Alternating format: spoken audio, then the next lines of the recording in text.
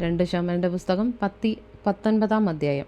രാജാവ് അബ്ശാലോമിനെ ചൊല്ലി ദുഃഖിച്ച് കരഞ്ഞുകൊണ്ടിരിക്കുന്നു എന്ന് യോവാബ് കേട്ടു. എന്നാൽ രാജാവ് തൻ്റെ മകനെക്കുറിച്ച് വ്യസനിച്ചിരിക്കുന്നു എന്ന് ആ ദിവസം ജനം കേട്ടതുകൊണ്ട് അന്നത്തെ ജയം ജനത്തിനൊക്കെയും ദുഃഖമായി തീർന്നു.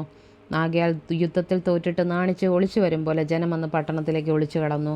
രാജാവ് മുഖംമൂടി, എൻ്റെ മകനെ അബ്ശാലോമേ, അബ്ശാലോമേ, എൻ്റെ മകനെ എന്നുറക്കെ നിലവിളിച്ചുകൊണ്ടിരുന്നു. അപ്പോൾ യോവാബ് അരമനയിൽ രാജാവിൻ്റെ അടുക്കൽ ചെന്ന് പറഞ്ഞത്, ഇന്ന് നിൻ്റെയും നീ പുത്രിപുത്രന്മാരുടെയും നിൻ്റെ ഭാര്യമാരുടെയും വെപ്പാട്ടിയുടെയും ജീവനെ രക്ഷിച്ചിരിക്കുന്ന നിൻ്റെ സകല ഭൃത്യന്മാരെ നീ ഇന്ന് ലജ്ജിപ്പിച്ചിരിക്കുന്നു. നിന്നെ പകയ്ക്കുന്നവരെ നീ സ്നേഹിക്കുന്നു, നിന്നെ സ്നേഹിക്കുന്നവരെ നീ പകയ്ക്കുന്നു. പ്രഭുക്കന്മാരും ഭൃത്യന്മാരും നിനക്ക് ഏതുമില്ല എന്ന് നീ ഇന്ന് കാണിച്ചിരിക്കുന്നു. അബ്ശാലോം ജീവിച്ചിരിക്കുകയും ഞങ്ങളെല്ലാവരും ഇന്ന് മരിക്കുകയും ചെയ്തിരുന്നെങ്കിൽ നിനക്ക് നല്ല പ്രസാദമാകുമായിരുന്നു എന്ന് എനിക്കിന്ന് മനസ്സിലായി. ആകയാൽ ഇപ്പോൾ എഴുന്നേറ്റ് പുറത്തു വന്ന് നിന്റെ ഭൃത്യന്മാരോട് സന്തോഷമായി സംസാരിക്കുക. നീ പുറത്തു വരാത്ത പക്ഷം യഹോവയാണ് ഈ രാത്രി ആരും നിന്നോടുകൂടെ താമസിക്കില്ല.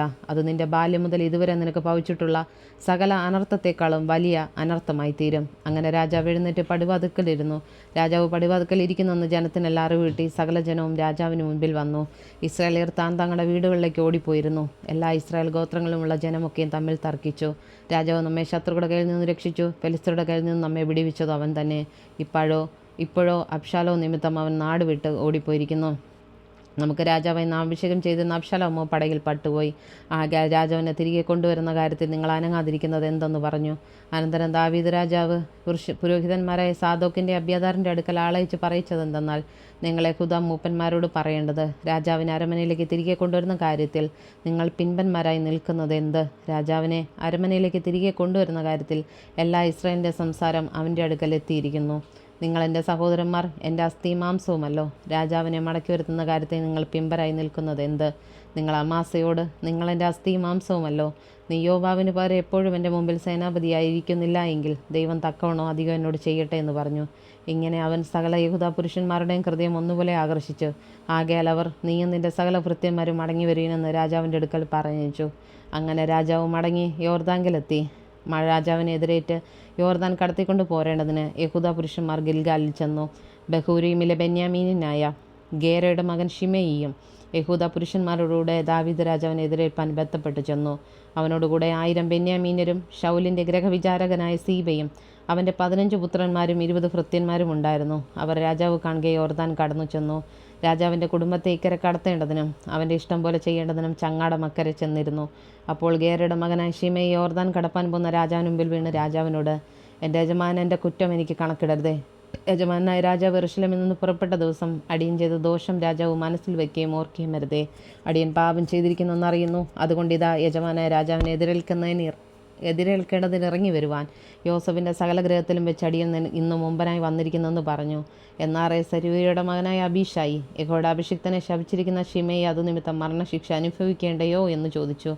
അതിന് ദാവീദ്, സെരൂയയുടെ പുത്രന്മാരെ, ഇന്ന് നിങ്ങൾ എനിക്ക് എതിരികളാകേണ്ടതിന് എനിക്കും നിങ്ങൾക്കും തമ്മിൽ എന്ത്? ഇന്ന് ഇസ്രായേൽ ഒരുത്തനെ കൊല്ലാമോ? ഇന്ന് ഞാൻ ഇസ്രായേലിൻ്റെ രാജാവെന്ന് ഞാൻ അറിയുന്നില്ലയോ എന്ന് പറഞ്ഞു. പിന്നെ ശിമെയോട്, നീ മരിക്കയില്ല എന്ന് പറഞ്ഞു. രാജാവ് അവനോട് സത്യവും ചെയ്തു. ശൗലിൻ്റെ മകനായ മെഫീബോശത്തും രാജാവിനെ എതിരേൽപ്പാൻ വന്നു. രാജാവ് പോയ ദിവസം മുതൽ സമാധാനത്തോടെ മടങ്ങി വന്ന ദിവസം വരെ അവൻ തൻ്റെ കാലിന് രക്ഷ ചെയ്യുകയോ താടി ഒതുക്കുകയോ വസ്ത്രം അലക്കുകയോ ചെയ്തിരുന്നില്ല. എന്നാൽ അവൻ രാജാവിനെ എതിരേൽപ്പാൻ യെരൂശലേമിൽ നിന്ന് വന്നപ്പോൾ രാജാവ് അവനോട്, മെഫീബോശത്തെ, നീ എന്നോടുകൂടെ വരാതെ ഇരുന്നത് എന്തെന്ന് ചോദിച്ചു. അതിനവൻ ഉത്തരം പറഞ്ഞത്, യജമാൻ രാജാവേ, എൻ്റെ ഭൃത്യൻ എന്നെ ചതിച്ചു. കഴുതപ്പുറത്ത് കയറി രാജാവിനോട് പോകേണ്ടതിന് കോപ്പിടണമെന്ന് അടിയൻ പറഞ്ഞു. അടിയൻ മുടന്തനല്ലോ. അവൻ യജമാനായ രാജാവിനോട് അടിയനെ കൊണ്ട് നുണയും പറഞ്ഞു. എങ്കിലും യജമാനായ രാജാവ് ദൈവദൂതന് തുല്യനാകുന്നു.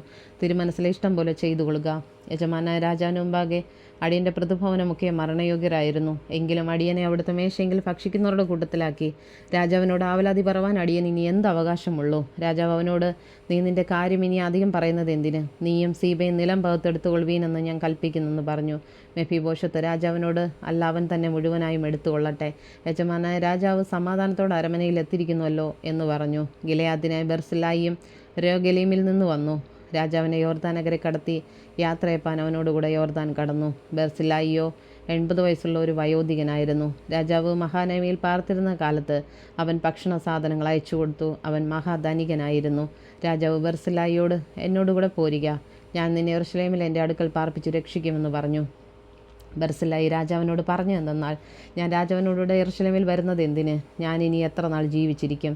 എനിക്കിന്ന് 80 വയസ്സായിരിക്കുന്നു. നല്ലതും ആകാത്തതും എനിക്ക് തിരിച്ചറിയാമോ?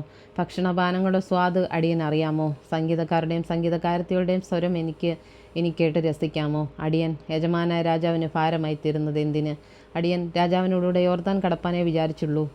രാജാവ് ഇതിനായി എനിക്ക് ഈ വിധം പ്രത്യുപകാരം ചെയ്യുന്നത് എന്തിന്? എൻ്റെ പട്ടണത്തിൽ എൻ്റെ അപ്പൻ്റെയും അമ്മയുടെയും കല്ലറയുടെ അടുക്കൽ വെച്ച് മരിക്കേണ്ടതിന് അടിയൻ വിട കൊള്ളട്ടെ.